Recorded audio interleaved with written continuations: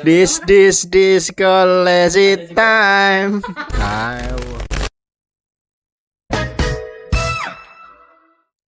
Halo semua, kembali lagi bersama saya Azah di Pojok Lab, podcast kesayangan anak lab. Di episode kali ini kita sudah kehadiran Bapak Wakil Dekan Unais, Pak Imam. Ya, terima kasih. Bagaimana Bapak kabarnya pada sore hari ini? Alhamdulillah baik. Azah gimana kabarnya? Alhamdulillah. Bapak mohon izin kita bakalan ngobrol-ngobrol santai untuk beberapa menit ke depan ya Bapak. Oke, siap.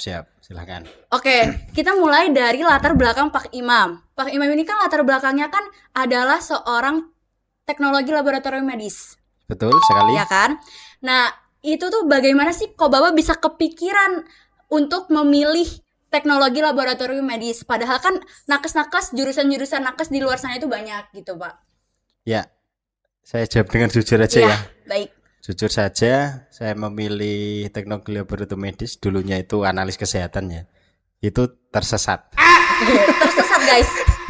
Cuma beberapa perjalanan spiritual ya, pas kita pendidikan, ternyata banyak sekali nakes itu tidak hanya dokter, perawat, bidan, farmasi. Ternyata ada tuh yang nakes unik namanya teknologi laboratorium medis atau analis kesehatan. Saya sih waktu itu diarahkan sama saudara saya yang memang latar belakangnya analis kesehatan. Karena sudah tidak punya pilihan, sayalah ikut jurusan itu dan akhirnya saya juga menarik nih gitu. Tertarik ya sama TLM Pak? Iya.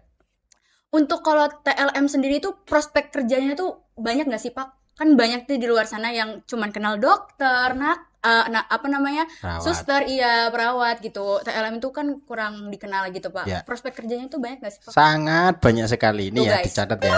Sangat banyak ya guys. Teknologi laboratorium medis itu tidak hanya melulu di lab. Oke. Banyak sekali di industri juga bisa. Sebagai QC, mikrobiologi.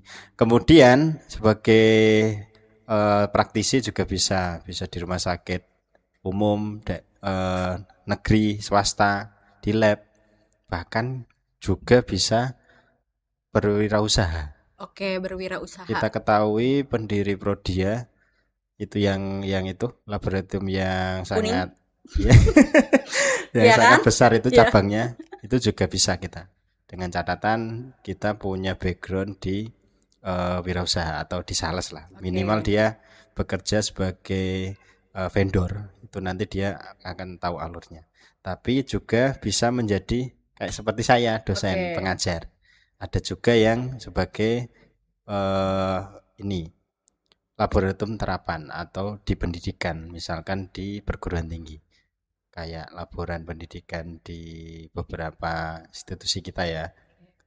Saya tahu Mbak Azah juga tahu Mas Fahri atau Mbak Nurul kan. Ya itu contohnya seperti itu. Itu sih. Banyak sekali pokoknya prospek.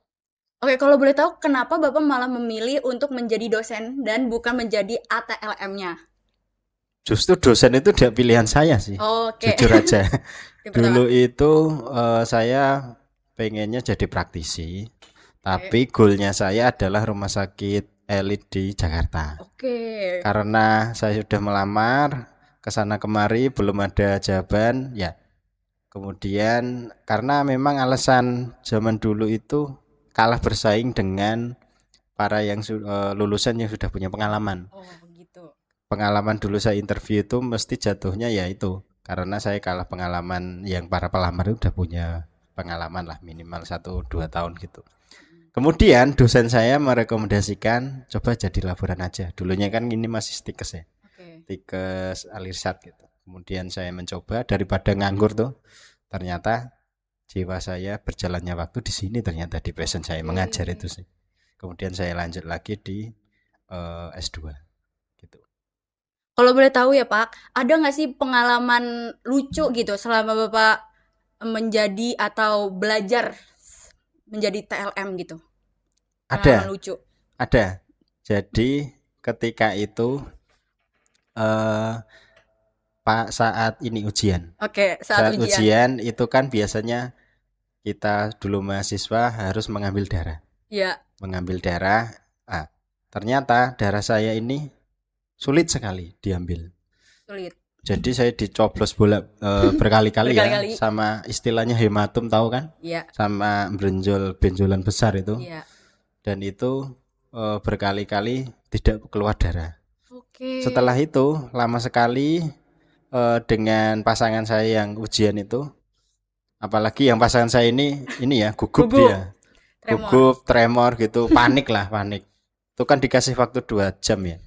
Jadi saya nggak ngapa-ngapain, hanya untuk melayani pasangan saya yang ini yang tidak bisa mengambil darah gitu. Alternatifnya adalah itu darah saya, harusnya kan berpasangan ya. Kamu ngambil saya ngambil kamu. Berpasangan. Darah itu untuk joinan. Untung saja dosennya nggak ketahuan. Ini tidak boleh ditiru ya guys ya. Ya begitu sih. Oke. Halangan paling berkesan itu. Emang iya ya Pak, kalau TLM itu cuma ngambil darah? Enggak juga, banyak sekali yang memang pasiennya tidak diambil darah ya. Misalkan kalau di lapangan tuh dia bisa kerja di Dinkes, itu kan di lapangan untuk PM surveyor di PMI atau pemantapan mutu internal eksternal, ibaratnya sebagai asesor lah. Air itu bisa. Kemudian di industri, di pabrik makanan minuman itu kan harus ada cek mikrobiologinya dan media dan lain-lain, itu bisa. Tadi termasuknya ya itu, kalau kamu punya background kewirausahaan, saya sarankan untuk mendirikan lab. Oke. Terima kasih Bapak Kiman sudah membersamai pada episode kali ini. Tungguin untuk keseruan episode selanjutnya. Dadah. Oke, dadah. Pamit dulu ya. Iya. Terima kasih. Gak bisa.